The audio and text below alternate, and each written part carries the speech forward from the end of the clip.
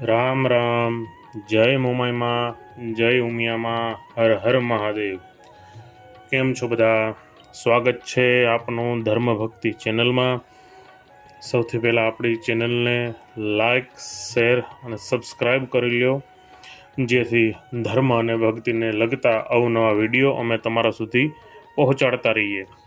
આજે આપણે વાત કરીશું પિતૃઓ કોણ હોય છે, કોણ બને છે પિતૃઓ, અને પિતૃપક્ષ શું છે. તો ચાલો જાણીએ. ધરતી પર જે પણ મનુષ્યએ જન્મ લીધો છે, પછી એ વ્યક્તિ કુંવારો હોય, પરણેલું હોય, 5 વર્ષ જ્યાં સુધી એના મા બાપને ઓળખતું થઈ જાય ત્યારથી લઈને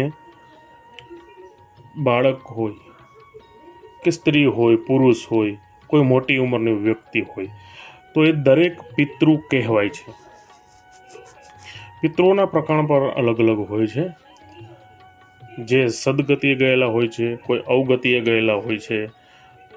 તો પિતૃઓ કોણ છે એની મેં આ જાણકારી તમને આપી. હવે આપણે વાત કરીએ કે એમનું આયુષ્ય કેટલું હોય છે. આપણા ગ્રંથો અનુસાર ચંદ્રના ઉધર્વ ભાગ માનવામાં આવે છે. આ આત્માઓ મૃત્યુ પછી 1 થી લઈને 100 વર્ષ સુધી મૃત્યુ અને પુનર્જન્મની મધ્યમાં સ્થિત રહે છે. આટલી એની આયુષ્ય હોય છે. હવે વાત કરીશું આપણે પિતૃપક્ષ શું છે.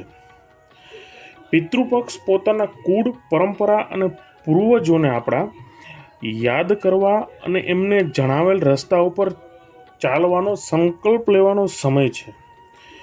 આપણા જે પણ પૂર્વજો ગયેલા છે એમની આત્માને શાંતિ મળે, એમના યમ માર્ગમાં જે પણ કષ્ટ હોય, અહીંયા ધરતી ઉપર આપણે થોડુંક દાન્ય પુણ્ય કરી અને એમનું એક કષ્ટ ઓછું થાય, અને એમને કદાચ અહીંયા કોઈ પુણ્ય અર્ચિત ના કર્યા હોય તો એ પુણ્યનું ફળ એમને મળે. એના માટે આપણે તર્પણ, જળદાન, પિંડદાન અને ભોજનનું દાન, શ્રાદ્ધ એવું બધું કરીએ છીએ પિતૃપક્ષમાં.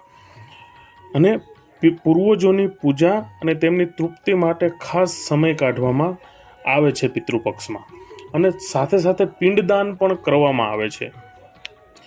હવે આપણે વાત કરીશું કે શ્રાદ્ધ કેટલા પ્રકારના હોય છે. તો 11 પ્રકારના શ્રાદ્ધ હોય છે. નિત્ય, નૈમિતિક, કામ્ય, પાર્વણ, સપિંડન, ગોષ્ઠી, શુદ્ધ યર્થ, કર્માંગ, દૈવિક, યાત્રાર્થ, પુષ્ટયર્થ. આ શ્રાદ્ધના પ્રકાર છે. તો પહેલું જે નિત્ય શ્રાદ્ધ છે, જે રોજ કરવામાં આવે છે, તેને નિત્ય શ્રાદ્ધ કહેવામાં આવે છે.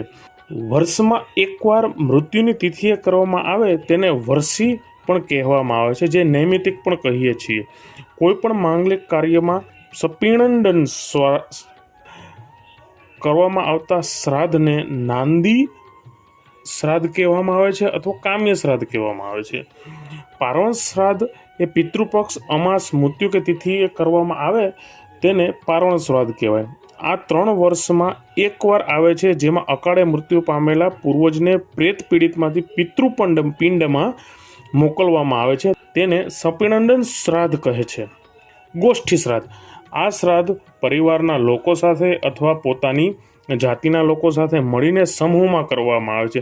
શુદ્ધ યર્થ શ્રાદ્ધ પોતાની શુદ્ધિ માટે કરવામાં આવતું શ્રાદ્ધ છે. તેમાં બ્રાહ્મણ ભોજન કરાવવું અત્યંત જરૂરી હોય છે. કમાર્ગ.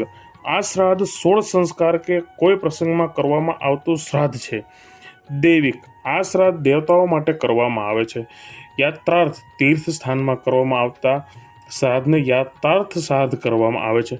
પુષ્ટયર્થ. આ શ્રાદ્ધ પોતાની સંપન્નતા અને સુખ સમૃદ્ધિ કામના માટે કરવામાં આવે છે. હવે કેવું છે, અત્યારના સમયમાં આપણે એવું ચલણ બની ગયું છે કે ચલો મૃત્યુ થયું કોઈ પણ વ્યક્તિનું, 2-4 દિવસમાં ટેલિફોનિક બેસવું, પેલું રાખી અને કામ પૂરું કરી દેવાનું. પણ એવું નથી. શાસ્ત્રો પ્રમાણે દરેક મનુષ્ય જીવને વર્તવું અનિવાર્ય છે. કેમ? એનું ખાસ ગૂઢ કારણ છે. મૃત્યુ પછી જે પણ પરમાત્મા જીવ જાય, બરાબર છે, એ 24 કલાકની અંદર પાછો પોતાના ઘરે આવે છે. શું કામે આવે છે એના પર પણ આપણે એક વિડીયો નાખેલો છે, એ તમે જોઈ લેજો, બરાબર છે. અને હજી આ વિડીયોને લાઈક, કમેન્ટ્સ અને જો પબ્લિક ડિમાન્ડ આવી, બરાબર છે, તો આપણે હજી પણ આગળ એવા અનેક વિડીયો નાખશું પિતૃઓને લગતા, અને પિતૃઓને લગતા લક્ષણો તથા ઉપાયો એનો પણ વિડીયો આપણે ચોક્કસ બનાવીશું. તો અમારી ચેનલ સાથે જોડાયેલા રહો.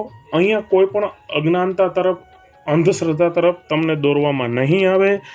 જો તમને તમારા પૂર્વજોની કોઈ તિથિ પણ ખબર ના હોય તો એના વિશે પણ આગલા વિડીયોમાં અમે ચોક્કસ જણાવીશું.